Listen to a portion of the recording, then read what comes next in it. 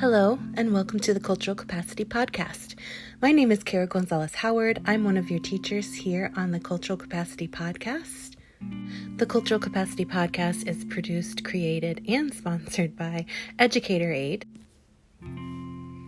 At Educator Aid, we help individuals and organizations better understand themselves, their teams, and how they connect and communicate cross-culturally. If you'd like to book a call with us today, please feel free to visit www.educatoraid.com for more. Now, let's get right into this episode. Under quote-unquote normal circumstances, I usually put out a workplace wellness episode about once a month, usually on a Friday, and typically our episodes are released every single Friday. Yesterday was feeling a little bit heavier and different for me, and I didn't feel in the space of really talking about workplace wellness, so I'm going to try something different instead. I am an avid reader, always have been, always will be. Huge fan of biographical works. Autobiographical memoirs are one of my favorite. I love hearing the voice of other people and their experience, and you often learn so much about the nitty-gritty of a person's life from reading from their point of view. I will warn you, typically we keep these episodes around 10 to 15 minutes long, so it's easily digestible, but today, being a special day in a lot of different ways, I'd like to take a little bit longer. So if you need to divide this podcast into several segments so that you can intake the whole thing, it will be a little bit on the heavier side, so trigger warning. In the nature of the world that we live in today, where information is so readily available and at our fingertips 24/7, it's easy to wake up and forget that we actually can and should take a break from some of the input that we're getting, and maybe fill that time and space with something that creates in us a sense of deep reflection and empathy building. If our entire world circumstance could come with a trigger warning, that would probably be best. However, unfortunately, we have to face head-on difficult situations from time to time, and through that, we learn to do better the next time. Not to bring more heaviness to the state of the conversation, I have not really personally wanted to put my opinions out there too much on any of the conflict going on in Israel and Palestine right now, just because it's such a complicated issue and it is really outside of my zone of deep knowledge, so I choose not to speak on that at this time. I think it's abundantly wise for all of us in this moment and other moments that we have previously shared as well as a society to really tap into the fact that we need to be really self-aware of our own beliefs, values, opinions, etc. before we go ahead and put them out there to the world for ingestion. Personally, I always want to make sure that when I share something, it's coming from a lens of expertise, that I have an actual life experience with whatever issue it is that I'm speaking with, and that it's also said in such a way that is not divisive, that it's open to conversation, states, facts, however, allows room for other conversation, because there are definitely multiple points of view in any conflict we ever have in life. While I have been following closely the news coming out of Israel and Palestine this week and the commentary surrounding that, I tend to think that it is not productive for many people to be contributing to the discourse at this moment. Just because we are in such a fraught situation really lends itself to not become inflamed and not become aggressive in our points of view. My personal religious beliefs keep me from activating a sense of tyranny or anger or undue patriotism, where patriotism is not called for. I tend to think that pacifism keeps me the most grounded in my faith, and that is my personal belief, and perhaps you have another way of thinking. Today, I'm not going to be discussing any of the war that is going on in our world at this moment, but what I am going to be reading to you is an excerpt from the book Jesus and the Disinherited by Howard Thurman. This book was first published in 1949 and is a very, very engaging and challenging book for me personally to read, coming from a former upbringing in the Baptist and evangelical churches. having now deconstructed and disassociated myself from those particular sects of Christianity, my faith identity currently is kind of, I study a lot of the mystic Christians from the ancient days to kind of see what their values and beliefs and observations were about Jesus and about God and Spirit and Creator. I also draw a lot of my personal faith from my heritage of half of my family lineage is in the Anabaptist religion, meaning Amish Mennonite. While I associate a lot with the tenets of these different ways of looking at the gospel, I do not subscribe to a lot of the legalism and cult-like behavior that is in some of these groups. What really draws me in is the mission and drive and godly mandate for us to love each other and keep the peace.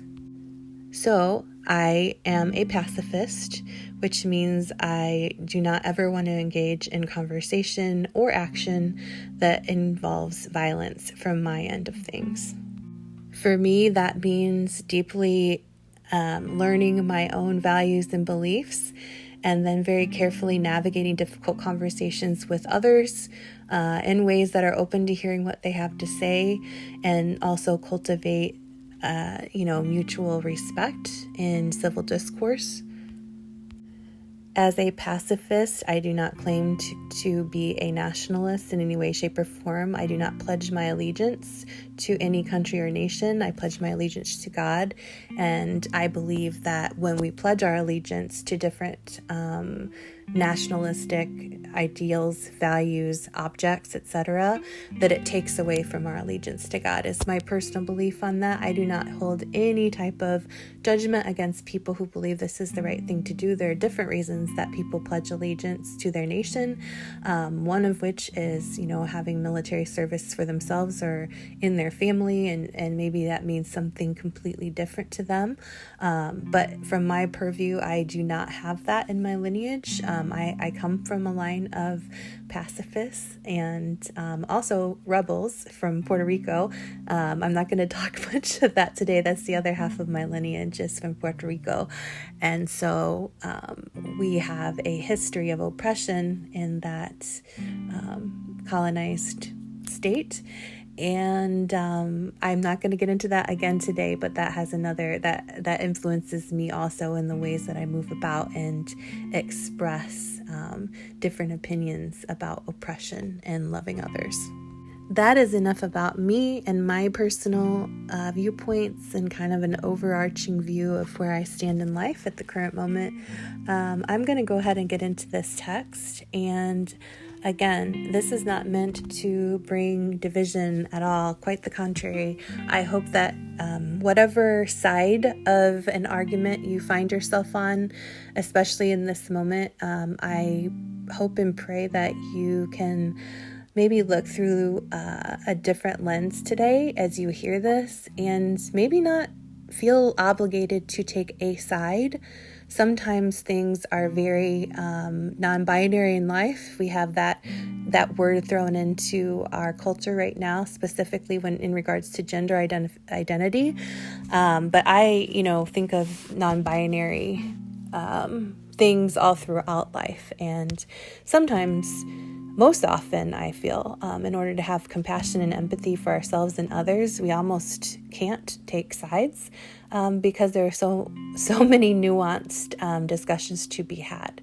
So, with that being said, let's dig into this text. I'm going to be reading from chapter 4, entitled Hate.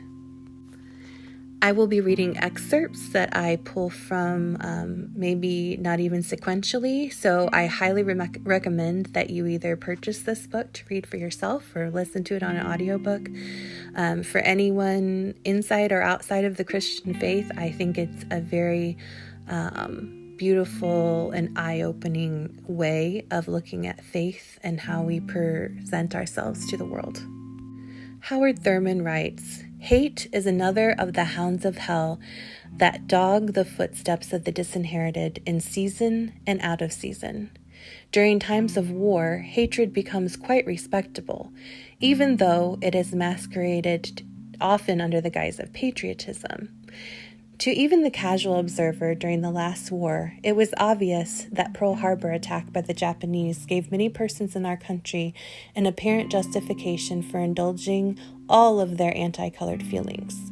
Keep in mind, this language is used in the lens of a black man in 1949. This is when this is written. In a Chicago cab en route to the university from Englewood, this fact was dramatized for me. The cab had stopped for a red light. Apropos of no conversation, the driver turned to me saying, "Who do they think they are? Those little yellow dogs think they can do that to white men and get away with it."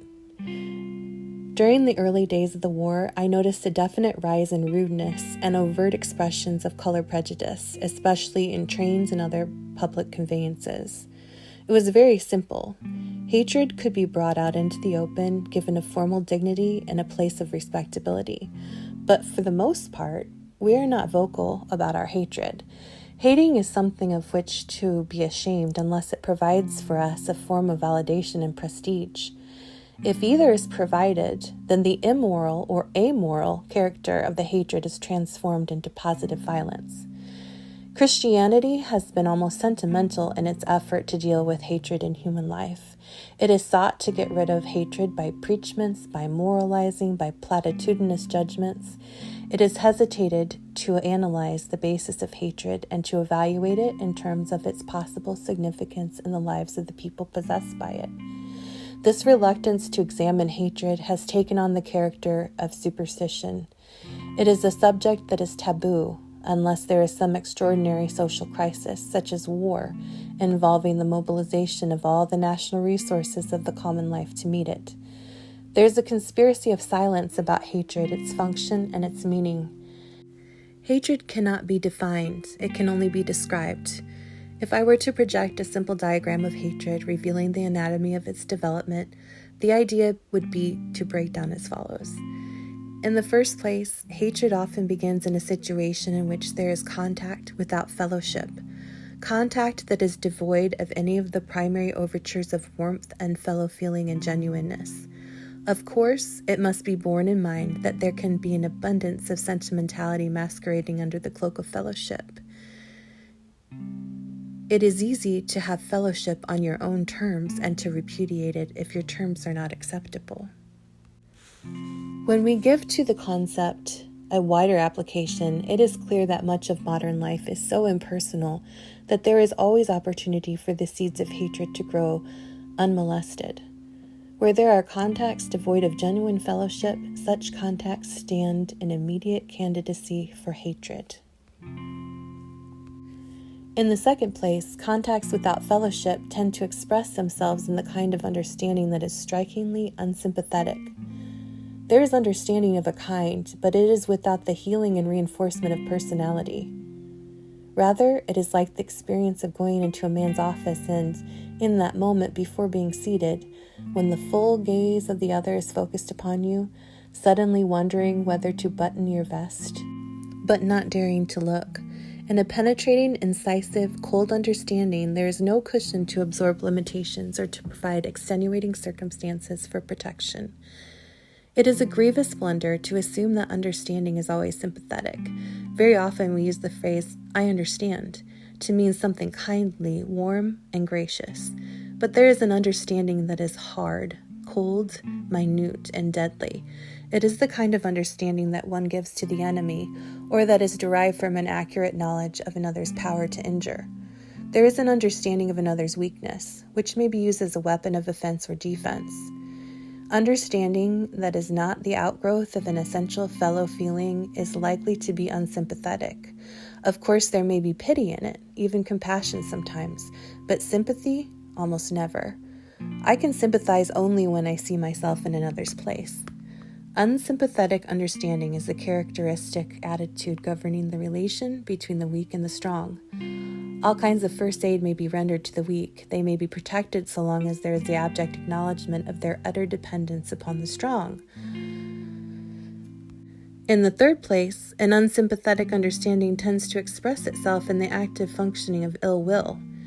A few years ago, I was going from Chicago to Memphis, Tennessee. I found a seat across from an elderly lady who took immediately cognizance of my presence.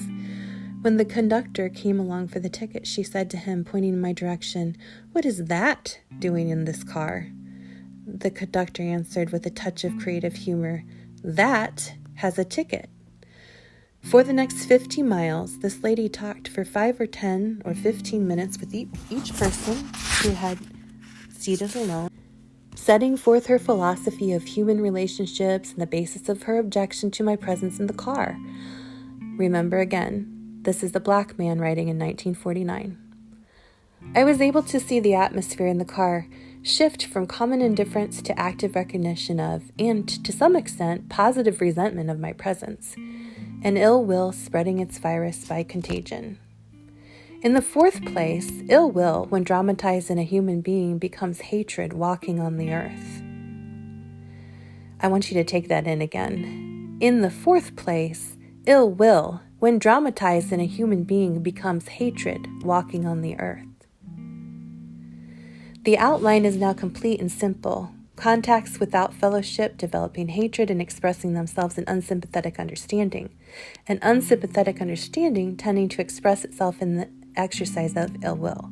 And ill will, dramatized in a man or woman, becoming hatred walking on the earth. In many analyses of hatred, it is customary to apply it only to the attitude of the strong towards the weak. Hatred, in the mind and spirit of the disinherited, is born out of great bitterness, a bitterness that is made possible by a sustained resentment which is bottled up until it distills an essence of vitality, giving to the individual in whom this is happening a radical and fundamental basis for self-realization. Let me illustrate this. Suppose you are one of 5 children in a family, and it happened again and again that if there was just enough for 4 children in any given circumstance, you were the child who had to do without.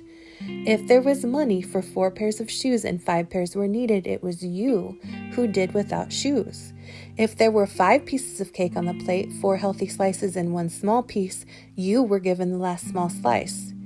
At first, when this happened, you overlooked it because you thought that your brothers and sisters, each in his turn, would have the same experience, but they did not. Then you complained quietly to the brother who was closest to you in understanding, and he thought that you were being disloyal to your mother and father to say such a thing. In a moment of self-righteousness, you spoke to your father about it. Your father put you on the carpet so severely that you decided not to mention it ever again, but you kept on watching. The discrimination continued. At night, when the lights were out and you were safely tucked away in your bed, you reached down into the quiet places of your little heart and lifted out your bundle of hates and resentments growing out of the family situation, and you fingered them gently one by one. In the darkness, you muttered to yourself, "They can keep me from talking about it to them, but they can't keep me from resenting it. I hate them for what they are doing to me. No one can prevent me here." Hatred comes for you as a source of validation for your personality. As you consider the family and their attitude toward you, your hatred gives you a sense of significance, for which you fling defiantly into the teeth of their estimate of you. In Herman Melville's The Moby Dick, there is an expression of this attitude. You would doubtless recall this story. Ahab has his leg bitten off in an encounter with the white whale. He collects a motley crew and they sail into the northern seas to find and conquer the whale.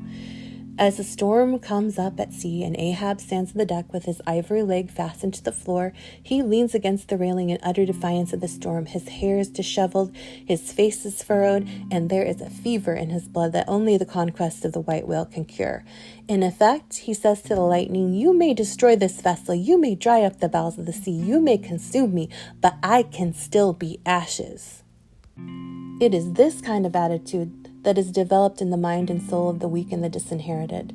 As they look out upon their world, they recognize at once that they are the victims of a systematic denial of the rights and privileges that are theirs by virtue both of their human beingness and of their citizenship.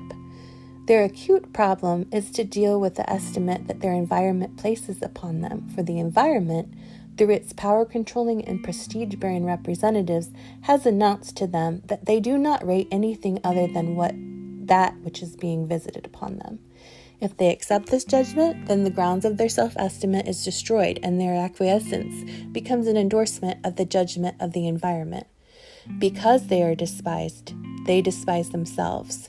If they reject the judgment, hatred may serve as a device for rebuilding, step by perilous step, the foundation for individual significance, so that from within the intensity of their necessity, they declare their right to exist, despite the judgment of the environment. A distinct derivative from hatred's contribution to self-realization, when self-realization is established as a rallying point for the personality, is the tremendous source of dynamic energy provided. Surplus energy is created and placed at the disposal of the individual's needs and ends. In a sense, the whole personality is alerted. All kinds of supports for implementing one's affirmed position are seized upon. A strange new cunning possesses the mind, and every opportunity for taking advantage for defeating the enemy is revealed in clear perspective. One of the salient ways by which it expresses itself is the quality of endurance that appears. It is the sort of thing that causes a little boy, when he is being overpowered by a big boy, to refrain from tears or from giving any expression that will reveal the depths of his pain and hurt. He says to himself grimly, "I'll die before I cry." I have already pointed out that the relationship between the strong and the weak is characterized often by its amoral aspect. When hatred serves as dissemination of self-realization, the illusion of righteousness is easy to create. Often there are but thin lines between bitterness, hatred, self-realization, defiance, and righteous indignation. The logic of the strong-weak relationship is to place all moral judgment of behavior out of bounds. A type of behavior that under normal circumstances will call for self-condemnation can very easily under these special circumstances be regarded as necessary and therefore defensible. To take advantage of the strong is regarded merely as settling an account. It is open season all the time without the operation of normal moral inhibitions. It is the form of the old lex talionis, eye for an eye, tooth for a tooth. Thus, hatred becomes the device by which an individual seeks to protect himself against moral disintegration. He does to other human beings what he could not ordinarily do to them without losing his own self-respect. This is an aspect of hatred that is almost universal application during a time of war and national crisis. Doubtless, you will recall that during the last war, a very interesting defense of hatred appeared in America. He's again in 1949. The reasoning ran something like this. American boys have grown up in a culture and a civilization in which they have absorbed certain broad attitudes of respect for human personality and other traits characteristic of gentlemen of refinement and dignity. Therefore, they are not prepared psychologically or emotionally to become human war machines, to make themselves conscious instruments of death. Something radical has to happen to their personality and their overall outlook to render them more effective tools for destruction.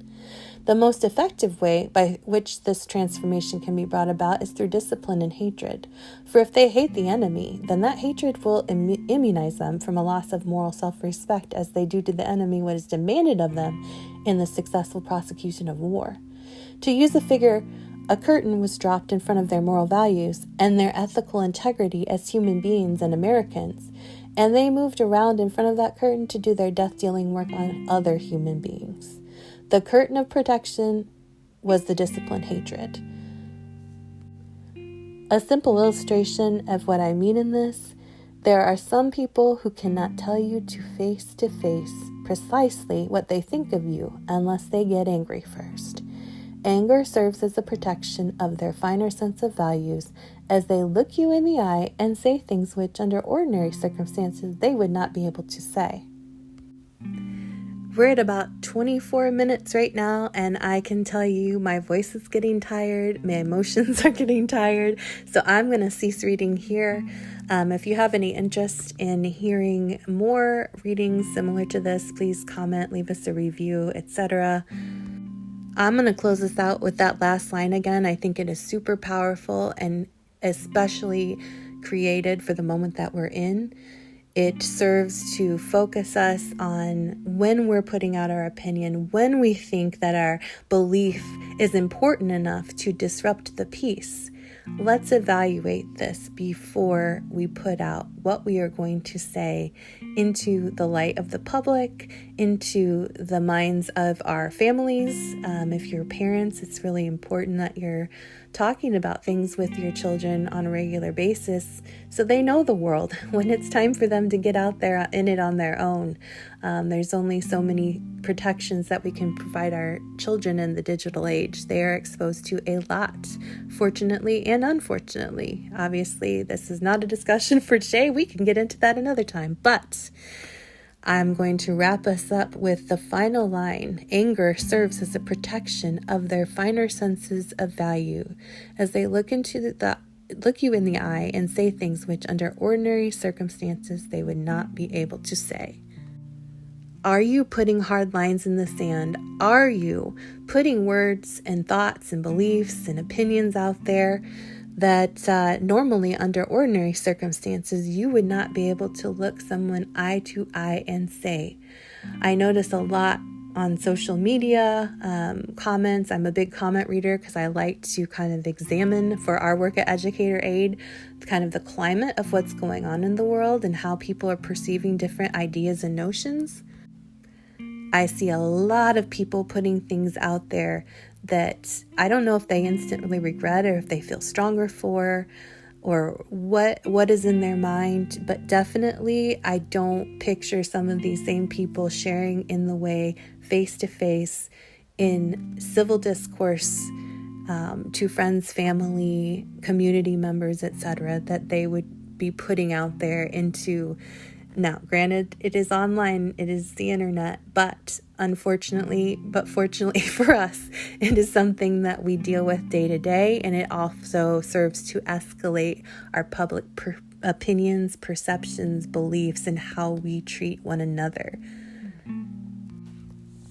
If you are a person that is constantly in your life looking for the peaceful side of things, I would just challenge you to ingest this little message lesson for your Saturday, for your Sunday.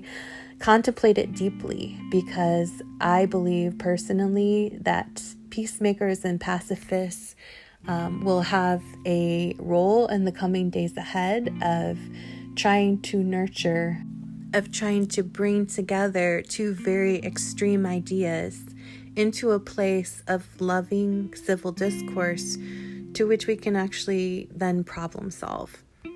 As I believe for myself, I also believe onto others in the same way that everything that we do in our world starts with us as an individual. Then it seeps out into our family, if we have a partner, if we have children, if we have extended families that we're involved with. And then from there, it extends into our workplace. That extension goes into the schools where we get our educations. That goes into our activities that we do on a community level. Then it goes a little bit wider than that. If we're socially sharing online, it's not quite as personable as at a community and family level, obviously, but your communication is getting out there, and who are you rippling into with your circle of influence, and how are you disseminating that message?